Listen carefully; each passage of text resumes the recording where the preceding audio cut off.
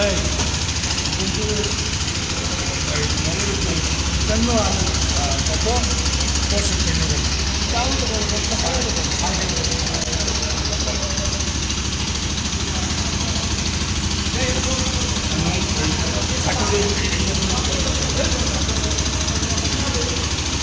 মাছগুলা বালিপাড়া থেকে সাগরের কাছে টলার বালি খুঁজে বালিপাড়ার দুলাল ফরির নাম।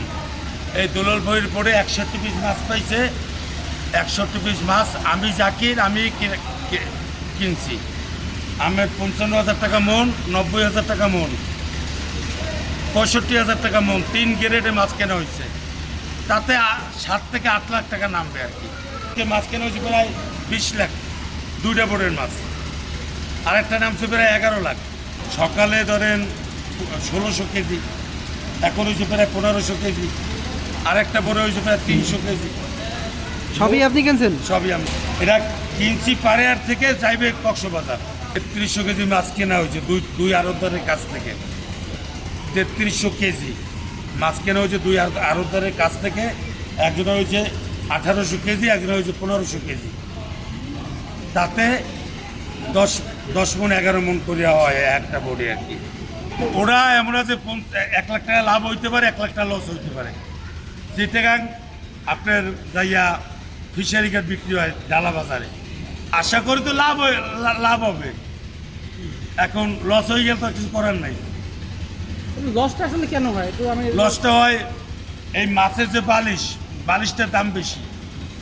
হ্যাঁ, মাছের দাম কম। মাছ ধরেন 2,200 টাকা কেজি কেনা, মাছ বিক্রি করতে পারবে 1,000 টাকা কেজি। আর ওই মাছের ভিতরে যে পোটকাটা থাকে, ওই পোটকাটার কেজি আছে আমার 60,000, 70,000, 80,000 টাকা কেজি। পোটকা যদি ভালো হয় তো ব্যবসা হবে, আর যদি পোটকা খারাপ হয় তো লস হবে। ধরেন এক একটা কালারে 5 লাখ 7 লাখ টাকা হবে পরিমাণে। কত টাকায় বিক্রি হলো মাছগুলি? মাছ বিক্রি হয়েছে 65,000 টাকা মন আর 70,000 টাকা মন। এই মাছ বালিপাড়া দুলাল ফকিরের বোর্ডে পাইছে একটা, আর একটা কালামখার বোর্ডে। 2টা বোর্ডে একটাই পাইছে 50 পিস, একটা পাইছে 59 পিস। এবং একটা 10 থেকে 11, একটা পাইছে 10 লাখ আর একটা 11 লাখ। এই 2টা টলারের মাছ বিক্রি হয়েছে এবং এই মাছ পাইয়ে তারা খুব আনন্দিত। না, সচরাচর এখানে এইভাবে আসে না। এই যে এর সিজনটাই এখন, কিন্তু ফাল্গুন মাস থেকে এই সিজন শুরু হয়। এরা 3 ট্রিপে কোনো মাছ পায় নাই, 3 ট্রিপে কোনো মাছ পায় নাই। এবং সামনে এই ট্রিপ মাছ পাইছে, হয়তো আর এক ট্রিপ হইতে পারে, এরপরেই অবরোধ হবে। অবরোধে আর এরা যাইতে পারবে। আজকে মাছের আমি 60, আগে ধরে 50 পিস, এখন প্রতি 60 পিস। এই মোটা আমাকে পেড়ি হয়েছে 7টা 5টা 12 হয়েছে, 12 পেড়ি 110 পিস মাছ।